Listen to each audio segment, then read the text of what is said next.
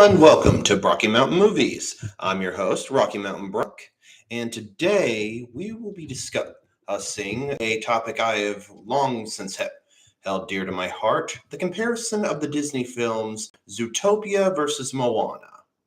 Something very interesting is that both of these came out in the same year, but it's clear the studio had wildly different opinions about both projects. Zootopia came out in March and was clearly just a placeholder in between projects, while Moana was the one that came out during Thanksgiving, during awards season, and was clearly designed to be the one that got them their awards. You know, back when Disney actually put in effort and won awards. But then the weirdest thing happens. Not only does Zootopia get $1 billion, but it wins all the awards. In fact, it is shown repeatedly to be so good that it is a part of sociology classes. I'm talking college, and I'm talking part of the curriculum, if that means anything to you. It might not, to each their own, but it is worth saying. Now, you might be thinking, well, if both are both good, well, when you put them side by side, it's clear that Zootopia is both the superior film and Moana is just not good. Now, again, this is my opinion, and I'm just giving my 2 cents. However, I will point out that the reason I don't like Moana is for the same reason a lot of people don't like the 2023 film Wish. A lot of people felt like that was Disney on autopilot. Moana feels the same way for me. In addition, for everything good that Zootopia does, Moana just does it terribly. So we're going to dive right in. And of course, we're going to do this in multiple parts, and I welcome any discussion any of you have. So let's get down to it.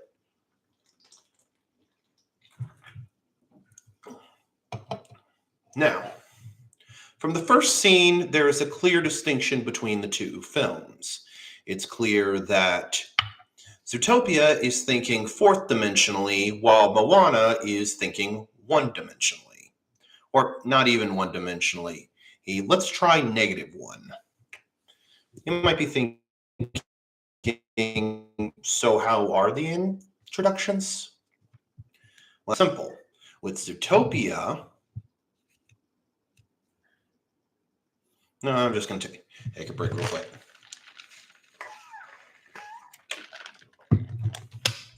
If you're watching this, just fast forward to 15 minutes while I get a drink. Go, go, go. Yes. Now, Zootopia opens with a children's play. It's them explaining how predators and prey used to live in fear, predators used to hunt them, but then Zootopia is formed and anyone can be anything, and there's peace with everybody and all that good stuff. Now, typically, a film of this nature doesn't have to explain why the animals can talk and everything. It's just sort of the suspension of disbelief. However, Zootopia goes ahead and explains it. This actually works. It works not just that we get the explanation, but how they're explaining it. Again, fourth dimensional thinking. You're not just explaining what the information is, you're explaining how the people in the world process the information.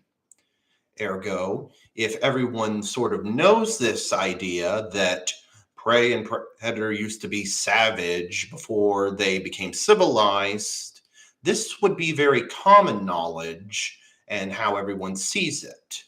And therefore, Zootopia is smart and presents it like a Thanksgiving Day play. You know, you were either in this or you saw it. You know exactly what this is. But what makes Zootopia smart is that, and again, fourth dimensional thinking. you have general information. You're showing how how the society is supposed to see that information, but also how people still create their own personal views regarding that information. Because just because everyone sees it as the fact that everything's fine, everything's not as fine because people continue to be individuals. It's worth noting, and a very clever detail. However, in addition, on the other side, let's look at Moana, which is, by many accounts, a disappointment. And again, this is something that just sort of helps me think, going through a few chess moves. I find it easier to focus when I give my hands something to do.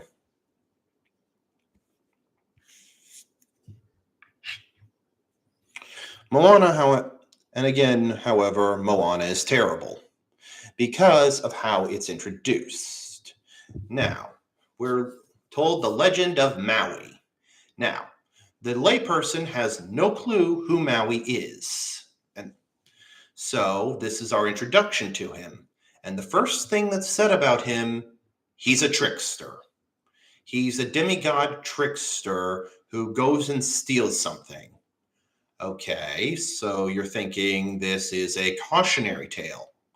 But then it switches up to the call to destiny. And it's not a very good one. You see, in the course of events, when it comes to, say, a fantasy, there's always the sword and the stone. There's always the magic amulet, the long fallen hero that has to be resurrected or freed from prison, and it is the hero's destiny to go and save the day, release the prisoner, find the weapon, and slay the ancient evil. Instead, the prophecy is that you're supposed to bring a boat to this other guy so he can fix it. Except the only thing you've told us about the guy is that he's a trickster. So wait, is Maui the good guy or the bad guy? We get two separate things. Oh, but it gets better. If you do not do this particular destiny, which doesn't do its job of actually making someone want to do the destiny, everyone dies. And you're telling this to children who are clearly under the age of 4. And then we get an introduction into our main characters. Judy, who in the play is giving it her all, even if there is the disturbing amount of blood in the goring scene. But again, that works because it's funny and because of course the kid's going to use a bunch of fake blood. Have you not seen the original Addams Family? It's like, I swear, kids, Disney doesn't know how to let kids be kids. Or something, I don't know. So that, or maybe they used to, I don't know. So anyway, and then Judy is able to say, I want to be a police officer. Not nobody's ever been a police officer, but she wants to be the first. Okay, so we know what she wants. And kind of why she wants it. She wants to make the world a better place and wants to do so by being a cop. Of course, this was back when people knew that being a cop was a good profession that helped society, but life's become complicated, and there's and nobody knows which way's up anymore.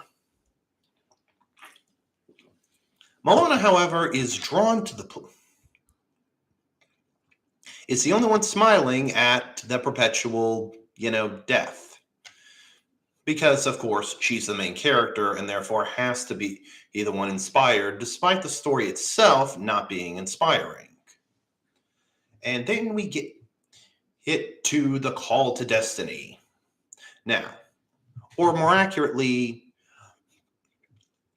this sets up the movie is able to set up who Judy is at a young age, while Moana is basically just doing the bare minimum, setting Moana up as as the protagonist.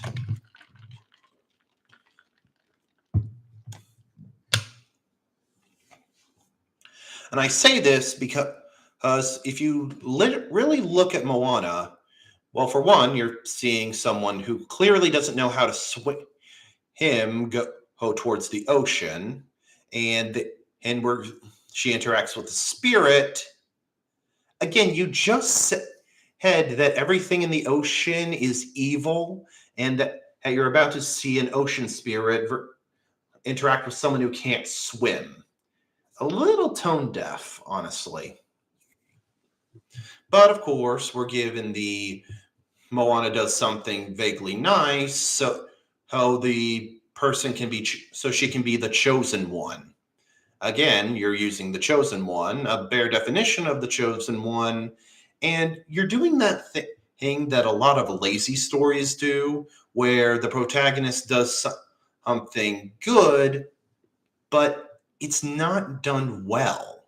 You see, the first good thing the person is supposed to do is a base of how they build up. It's like they were always like this. And then every so often they do something that would build upon that.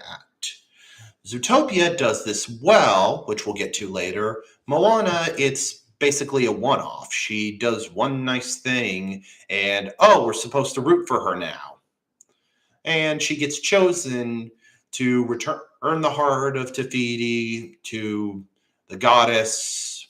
Or, if you are actually listening, you're supposed to get on a boat, find Maui, then he does it.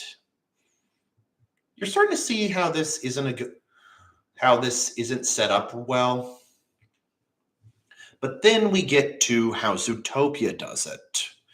With Zootopia, she sees that the bully is about to corner some kids. They're about to talk. He's about to bully them out of their tickets, and she stands up for them. Thing is, the guy has a couple inches and a couple pounds on her.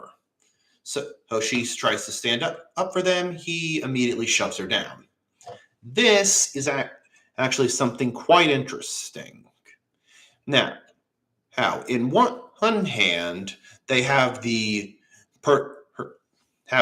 person stand up for someone and it doesn't go well. A lot of times that can be used poorly. Here it's done absolutely perfectly. She's standing up to someone who's bigger than her because it's the right thing to do, but gets knocked down because, of course, he's the bigger one. But what sets her apart and makes this a character moment is that, unlike other rabbits where she has a flight instinct, she has a fight instinct. She kicks him in the face for knocking her down and trying to get her to cry. But she is unable to stop him from hurting her. He does, in fact, get out his claws and scratches her and throws her down in the dirt. It's one of those weird times where the hero tries to do what's good, but still loses. However, she is able to get the tickets back, and getting knocked down is only reaffirming her to say, I don't know when to quit. And that shows you exactly the fourth dimensional writing of Zootopia. Someone who's going to do the right thing even if it's dangerous, even if they fail. Someone who's tenacious, thinks ahead and is focused, and unlike everyone around her, she is a fighter. And then, of course, we hit the montages. Now, In Zootopia's case, I will say that it is fairly basic. It's the underdog going up against a system that wants to knock her down. She's going through basic training. There's all the obstacles she has to overcome. And in typical fashion, the instructor seems to be going after her personally.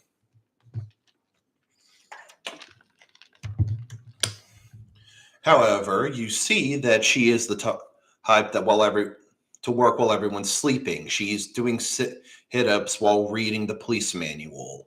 She and also while it seems like she can't overcome things, she figures out a way to do it.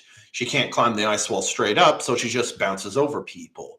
She can't knock out the rhino instructor on her own strength, so hits the rhino to punch himself in the face, getting her to graduate at the top of her class.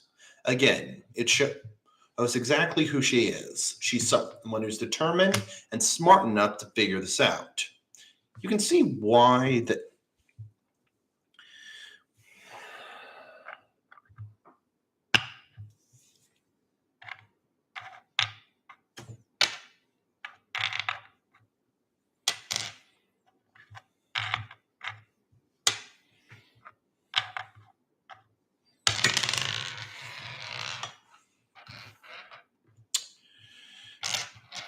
And that's why you don't jump.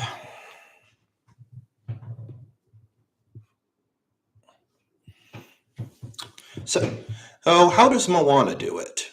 Moana makes the mistake of trying to make the main character, but both the overdog and the underdog simultaneously. This is why Hercules didn't live up to expectations, as it were.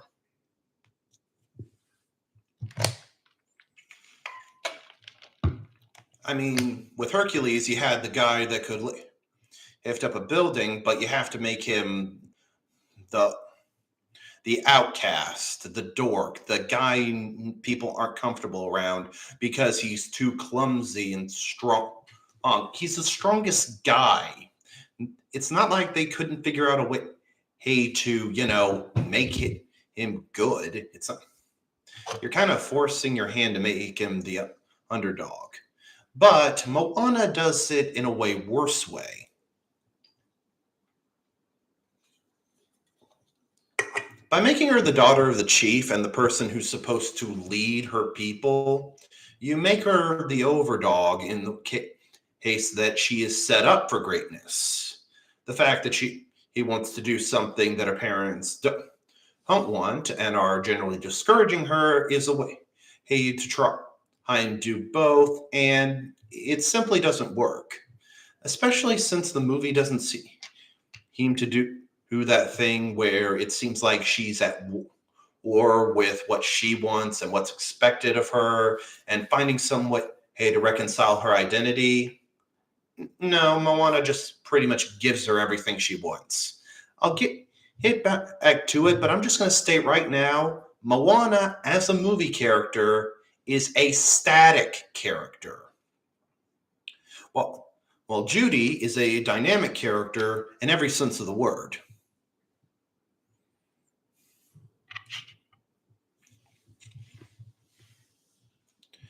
And what's worse is that when you finally show off that this scene, actually, there's one funny scene with Moana, and that's when the eye is getting a tattoo, and he's complaining that it really, really hurts, and oh no, you're doing this for a while. But that's literally the one funny joke in the entire film. But when it gets down to it where she has to act like the chief, it's not that, it doesn't sound like she herself is very smart, more like she's filling out a test that she studied for. While the Zootopia, Judy is constantly thinking in the moment. She not only studied, but she is making decisions in moment where she has to be creative and for her own good. Again, we're not supposed We're not going to really root for someone if everything goes well for them. And of course, you have Hey Hey, who becomes a character who is dumb enough to eat rocks, and that's his only characteristic, which I'll get to later of how bad that is. So we get it down. And now we go to the part that I will point out, and that is the entrance. Now, for those of you who've seen in the classic fantasy film Stardust, they do a very good job of showing the divide between the real world and the fantasy world. And Harry Potter and the Sorcerer's Stone also does this in a good way. You know why? When you first enter Diagon Alley, it's all the bricks moving forward and you're thrown headfirst into Harry Potter's world. You get a few glimpses, but then you see it all in full and the music swells. It's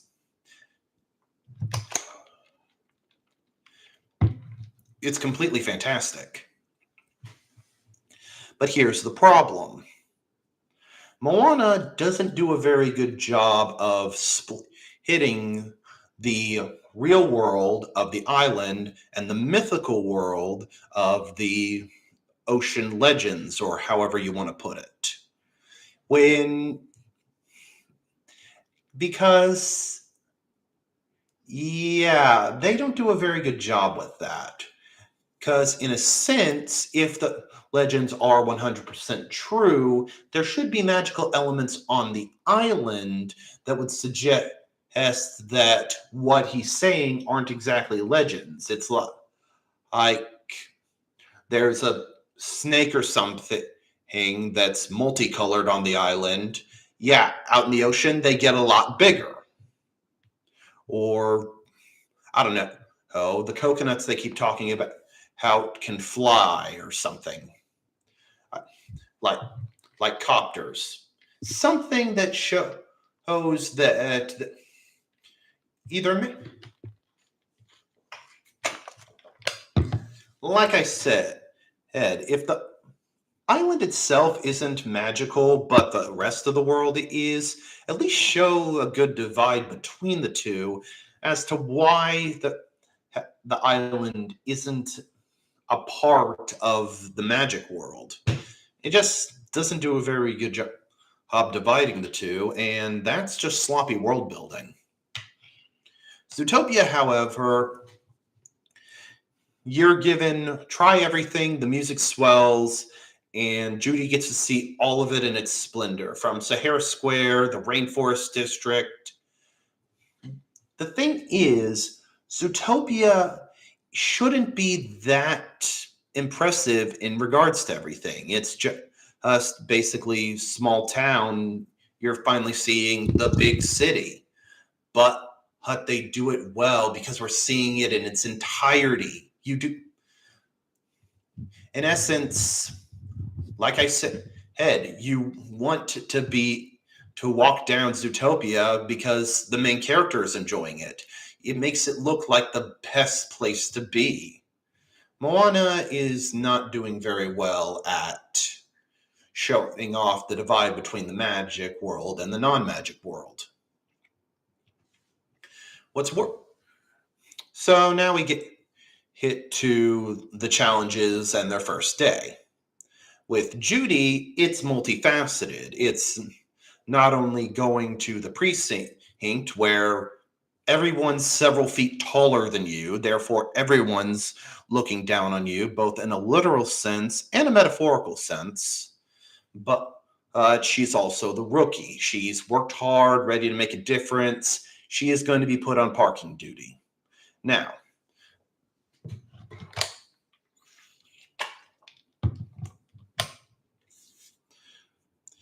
that it makes sense. But then and that's when we move forward to her trying to keep a positive attitude, her trying to work through the day. Then she meets Nick. Nick Wilde. He starts off in an antagonistic role, but he later becomes an ally. The difference in between the two who is however, as you can tell, Moana and Zootopia have very similar story structures. However, Zootopia is smart. Just look at, say, this line, which I find quite interesting. What Nick is pretending to buy a jumbo pop for his son, Finnick. Well, the person he goes to is an elephant who is like, we reserve the right to refuse service to anyone. And Judy steps in with her knowledge and kind of makes him serve him anyway, and even pays for it. But then we get this little exchange. Judy says, "You're a good father and a real articulate fella." And Nick responds, "It's rare to find someone so non-patronizing." Now, in my wide expertise of art, there's a funny comic where Nick brings Judy home to Bunnyborough, and some of her sisters are nervous about having a fox in the house. So Judy tells him, "Show him your charming self." Problem is, it works too well, and hey, go for should he be scared of him to? Is he single? Which, of course, Judy's like, "Not that charming." I love Zootopia, and most things that are associated with it they just make me smile. But in addition to saying, "Is he single?" they say, "He is a real articulate fella." I think whoever made this lost a bit of the context when it came to it, at least in my opinion. I think that in a sense, the articulate fella comment was a bit patronizing, but Judy doesn't see it. So there. So again, little character moment between the two. But of course, she figures out that Nick is simply buying the jumbo pop so he can sell multiple smaller ones for a profit. She finds this out and confronts him, only for him to say that, "Yeah, I can." And, what you do isn't going to actually make a difference, because that's just life. Of course, this leads to Judy having a bad day, and we'll get back to that once we talk about what happened with Moana. Moana, finally fed up with not being able to do whatever she wants, decides to steal a boat and go on her big hero quest because the ocean is calling her and all that. She immediately fails. And I don't mean that in a bad way. No, she almost drowns. In fact, you don't actually show how she didn't drown. You don't see her crawling to the beach and everything, exasperated and out of breath, like, "Oh crap, the ocean is dangerous." No, she just kind of washes up on shore, and the pig, who is supposed to be a stand-in for the dog, which I would have liked because sailors used to bring dogs along with them for the trip. The pig was going to be a dog, which I'd like. The pig's never seen again. He is now too afraid to do that. And as you can see, while that Moana may be the title character, she is literally the only character they're putting any effort into, or they're trying to push her into the forward frame, or sweeping away anyone else. But then we get the problem that Moana does not want to be in the movie. Okay, it may seem weird, but it seems like that Moana herself, the character, is rebelling against the project because she doesn't want to be in the movie. Because you forgot to write it in a way where if she almost drowns, why does she want to do it again? You didn't make it a good enough aspect that the curse of Tafiti or something is making its way to the island and she has to save it. If anything, it seems like he just has to because the script is making her do it. One of the big differences between Moana and Zootopia is that Zootopia is a very personally driven story. It may be a noir crime thriller, but it makes sense that the characters want to do things. In fact, we haven't even made it to the mystery. We're just showing what Judy wants to do and her going through with what she is doing. Moana is designed to be personally motivated, but she seems very much at odds with what the movie wants her to do. The movie wants to make her this hero who the sea is calling to me and everything, but she herself doesn't seem like she really wants to. If it's like everything is twisted up between she's more like she's a character who rejects everything that's being told to her, including what the plot is. In fact, it seems like she's vaguely aware of it and is trying to go against it. And not in the meta self-aware way, more in the you forgot to give her a good enough motivation or to write a character that is the motivation. In fact, what makes it worse is that Moana never existed. And I know what you're thinking. Brock, this movie is about Polynesian mythology. Nobody ever existed. However, that's not entirely true. Maui is the representation of the Polynesian Hercules. He's the most famous legend of the Polynesian culture. Moana, however, never existed in any type of mythology. She has no basis. She's no Perseus. She's no Achilles. She's no Jason. She's no person from the mythology that you can bring up into maybe a new role. Moana came purely out of nothing, and you didn't have it. So on one hand, you have the blank page,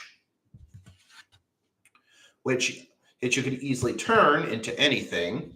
If I was clever enough, I could turn this into a bird or even a king's chess piece. Instead, you do nothing with it, leaving a blank slate that's supposed to be what it is. However, I could say this is a book, but this piece of cardboard isn't the book. This is the book. So yes, Moana, not exactly a well-written character or well-written movie. But then we go to Judy. She has just had the worst day and is being confronted with a terrible day. Not only that, but she tries to make herself dinner, and she gets the HUD one. Her parents call her only to say that they're happy she's not dead, which is kind of in the, they're trying to make it fun, honey, ha ha, and she just has to take it. However, there is something quite interesting. There's a deleted scene called Homesick Hops, where it's an expansion of this scene. It's not only that she has to park her car and someone immediately parks over her, she has to ride the subway home, she has to walk down the street, she has to walk up the stairs. It just really hammers in, you have to keep doing this. You had a bad day, but everything else, that's just how your life's going to be for the rest of the days. This is what you signed up for. And when the parents call, it's not the joke of they're happy she's a meter maid and will be safe, and their prayers are answered. Oh, thank you, she'll be safe. It's just them being basically understanding. It's just them checking up on their daughter. It's just them seeing how she is. It makes everything. It makes it so easy for her to tell them how bad today's going, but instead she thinks to herself, "Suck it up." And I purely think they cut it out just because it would have been too real and too relatable to pretty much anyone. So again, you get hit one. So far, you get one movie that's incredibly human and relatable, and another where you're trying to force everything. I don't know how. Again, night and day. Well, my computer's running out of battery, so I'll leave this off for now. Tune in for the next parts. I'm Rocky Mountain Brock, and God bless everyone.